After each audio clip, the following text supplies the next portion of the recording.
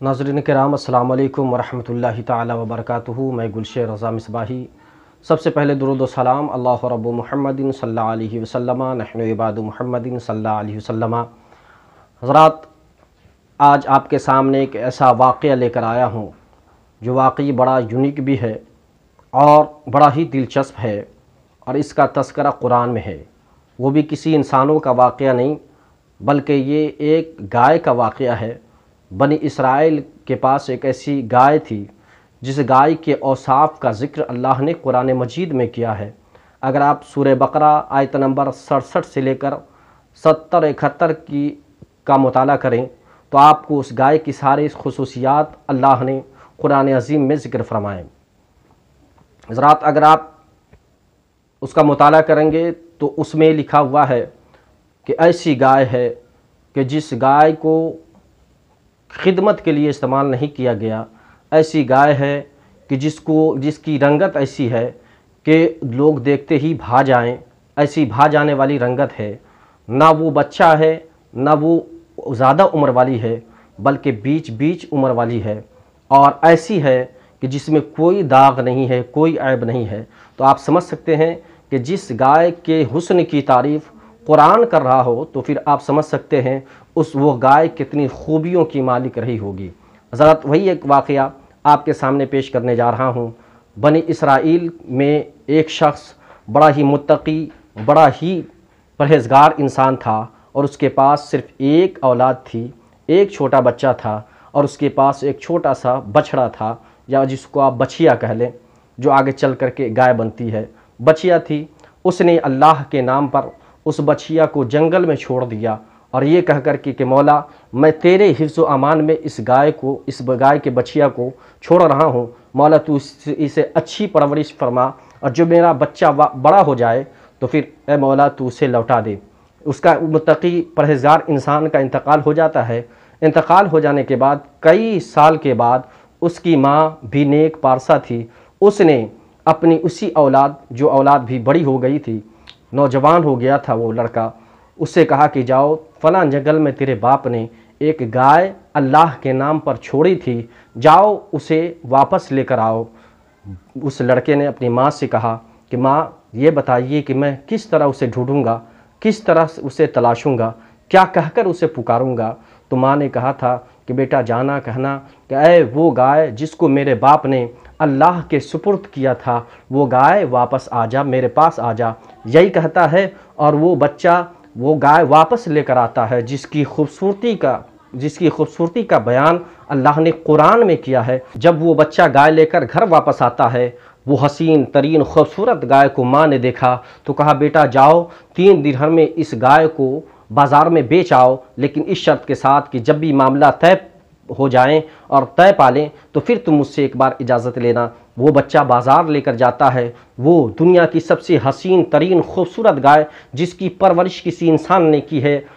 نے نہیں کی ہے بلکہ اللہ نے کی تھی، جس کے اوصاف کا ذکر اللہ نے قرآن میں کیا تھا، ایسی گائے کو جب بازار میں لے کر کے گئے تو لوگ دیکھنے لگ گئے، لوگ دیکھ کر کے کہنے لگے واہ کیا گائے ہے، کتنی خوبصورت، کتنی حسین، دل کو بھا جانے والی، نظر کو بھا جانے والی یہ گائے ہے، اس کی قیمت تو بہت ہی زیادہ ہوگی۔ لیکن جب اس بچے نے کہا کہ 3 درہم ہے تو ایک فرشتہ انسان کی شکل میں آتا ہے، اور اس نے کہا کہ میں اس کا 6 درہم دوں گا، لیکن اس شرط کے ساتھ کہ تو اپنی ماں سے دوبارہ نہیں اجازت لینا۔ وہ بچہ ماں کا وفادار تھا، ماں باپ کا اطاعت شعار وفادار وہ بیٹا تھا، نیک ماں باپ کی نیک اولاد تھی۔ اس نے کہا نہیں، اگرچہ مجھے تم 3 درہم زیادہ دے رہے ہو لیکن میں اس وقت تک اس بیع کو تمام نہیں کروں گا جب تک کہ میں اپنی ماں سے پھر دوبارہ اجازت نہ لے لوں۔ وہ جب گھر جاتا ہے، ماں کو سارا قصہ ماں کے پاس بیان کرتا ہے۔ ماں کہتی بیٹا کل پھر جانا، اور وہ 6 درہم میں اگر معاملہ طے پا جائیں تو پھر ایک بار مجھ سے اجازت لے لینا۔ پھر وہ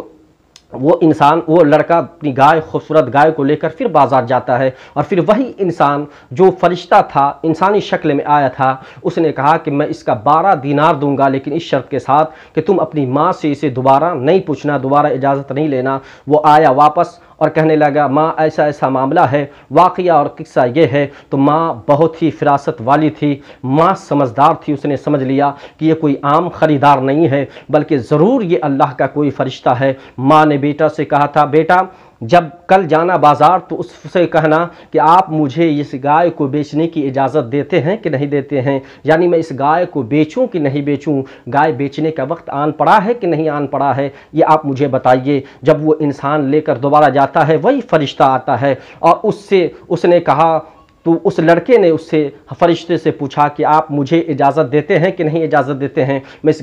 گائے کو بیچوں کہ نہیں بیچوں۔ اس فرشتے نے جواب دیا تھا کہ ابھی اس کو بیچنے کا وقت نہیں آیا ہے، بلکہ ایک بنی اسرائیل کی قوم آئے گی جو تمہارے اس گائے کو خریدے گی، اور وہ قوم تمہارے اس کی قیمت یہ دے گی کہ اس کے کھال میں سونے چاندی بھر کر دے گی، اس کی یہ قیمت ہوگی۔ اللہ اکبر۔ ایسا ہوا حضرت موسیٰ علیہ السلام کے ہمراہ جب وہ قوم تلاشتے تلاشتے بنی اسرائیل اپنے اس نوجوان انسان کے پاس پہنچا تو اس کے پاس وہی گائے، سارے صفات کے حامل گائے وہاں پائی گئی، اور اس کو اس نے خریدنا چاہا تو حضرت موسیٰ علیہ السلام اور حضرت موسیٰ اور اس نوجوان کے درمیان یہ معاملات طے ہوئے کہ اس کی قیمت یہ ہے کہ اس کے کھال میں سونے چاندی بھر دیے جائیں۔ حضرت موسیٰ علیہ السلام نے اقرار کیا، اور حضرت موسیٰ علیہ السلام کی قوم نے یعنی بنی اسرائیلیوں نے اس گائے کے کھال میں سونے چاندی بھر کے اس گائے کی عوض اور اس کی قیمت ادا کی۔ وہی گائے لا کر کے ذبح کی گئی، اور حضرت موسیٰ علیہ السلام نے اسی گائے کے کسی مخصوص حصے سے عامل نامی انسان کو مارا، تو وہ عامل نامی مردہ انسان اٹھ کر کھڑا ہوا اور وہ بولنے لگا کہ میرا قاتل کوئی اور نہیں بلکہ میرا قاتل میرا چچا زاد بھائی ہے۔ ناظرین کرام، اس واقعے سے یہ بات سمجھ میں آتی ہے کہ جو مال اللہ کے امانت میں رکھ دی جائے، جو مال و دولت اور جو آل و اولاد اللہ کے سپرد کر دی جائے، وہ آل و اولاد اور